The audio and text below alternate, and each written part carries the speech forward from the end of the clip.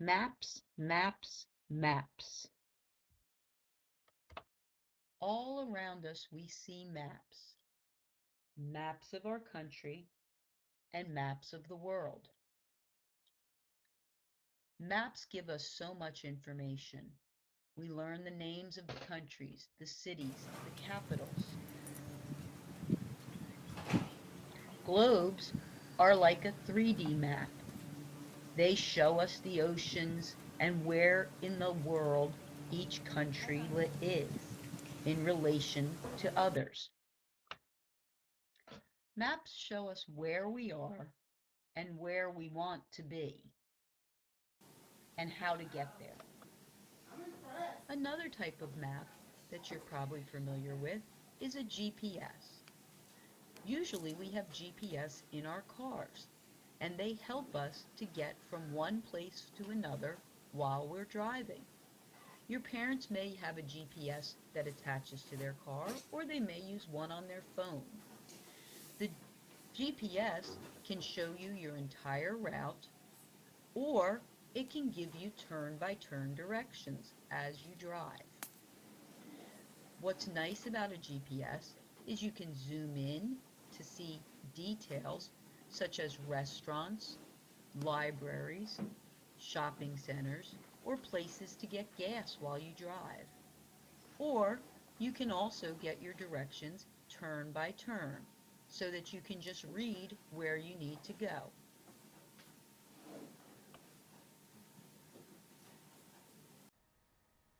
On our computers, we can use maps to do so much more than just find directions. This is Google Maps. And if we put in the name of our school,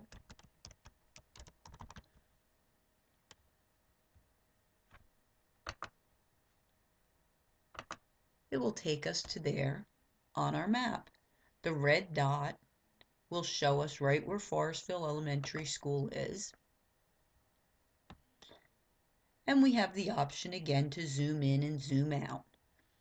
But in addition to seeing the map with just pictures of the roads, we can actually switch to a view that's an aerial view of what we actually would see from an airplane.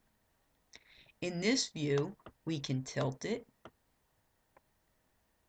so that we could see the landscape as if we were standing on a mountain, and this would be our school over here. Now we've moved out, so this is still our school, and here's the high school. Here's a lot of the area around it. We can zoom back in. And one of my favorite parts of Google Maps when we use the Earth view is that we can also do a street view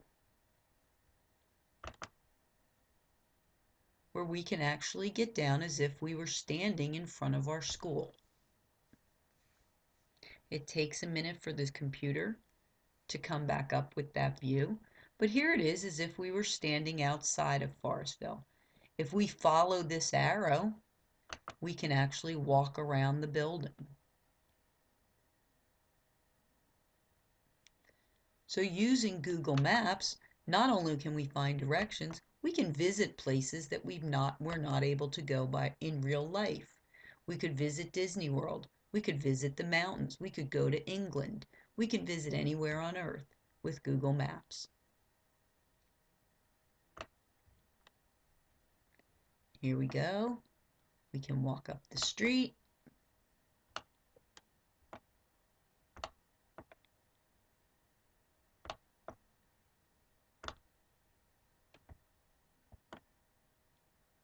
We can see around the corners. But in addition, we can go to Google Earth, and while we see the whole world here, we could zoom in. We can actually turn the world around. We can spin the globe. We can visit another part of the Earth. But even more fun than that, we can go up here and we could look at a sky view, we could visit Mars, and we could visit the moon. So If we click on Mars, it takes a minute for the computer to load Mars.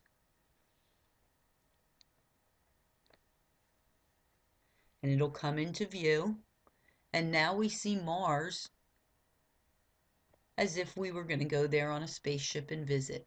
We can zoom in.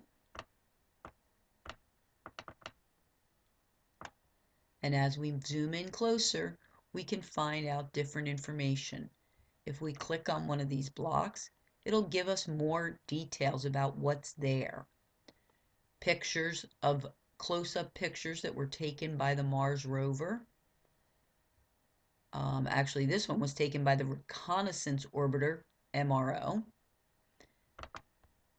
We can again spin it.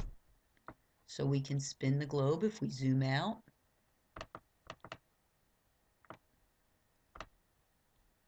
And most of this was put together using different pictures taken at different times. So sometimes we'll see things that look odd pictures or colors that don't quite match, but that's just because of when the pictures were taken.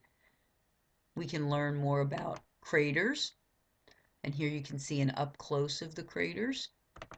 We could actually go in and visit the craters closer.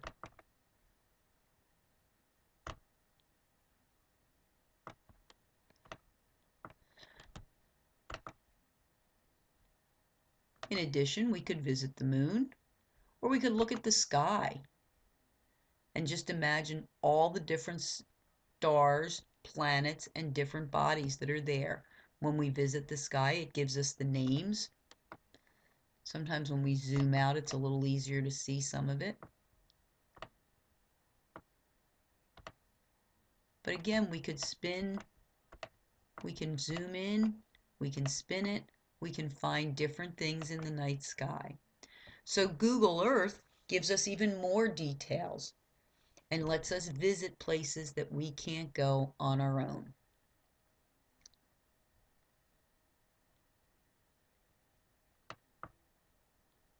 Here we are back at our picture of Forestville, and we can go back to the street view.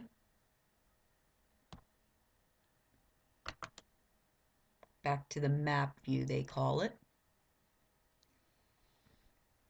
And when we zoom out in the map view, we can see a lot more of what's around us.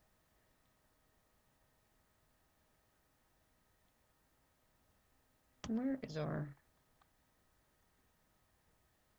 Still recording.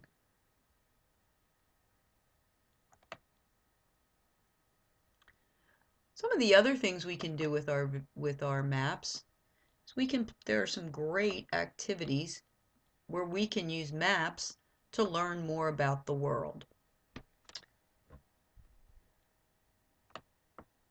This particular one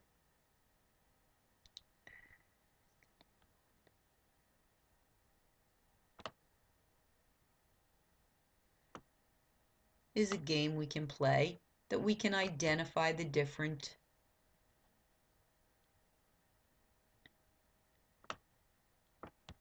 countries and continents.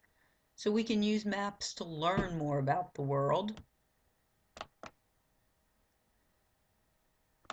We can learn facts about different states on our maps. For this map, each time we click on a state, it brings up a box which gives us details about that state. So I can find out the population, the rank, the total of 8-year-old boys and girls, the total of 9-year-old boys and girls, how people get to work. We can learn geography of the state, the main businesses.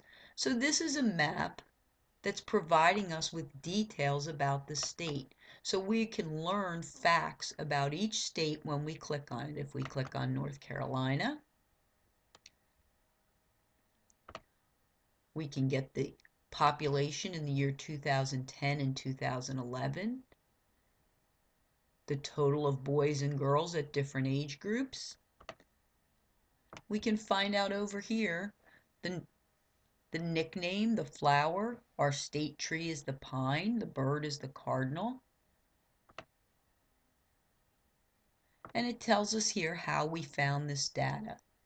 So again, these maps are giving us lots of information.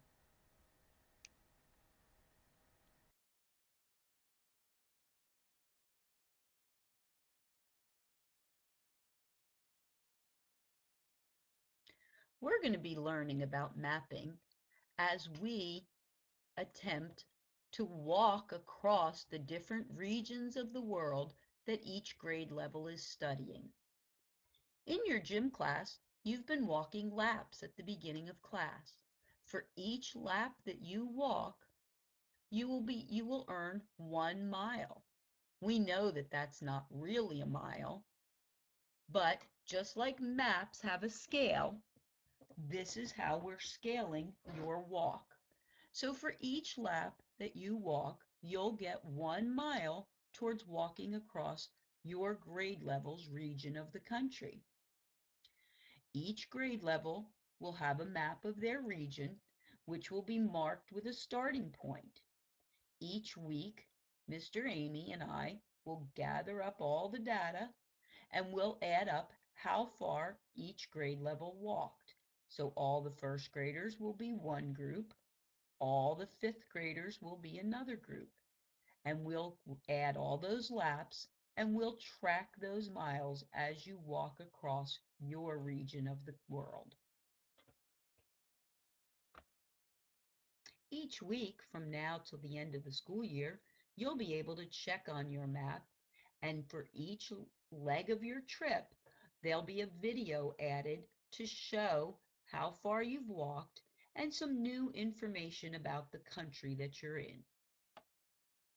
I'm excited to see how far you walk and to find out if any group is able to walk all the way across their region before we finish school in June.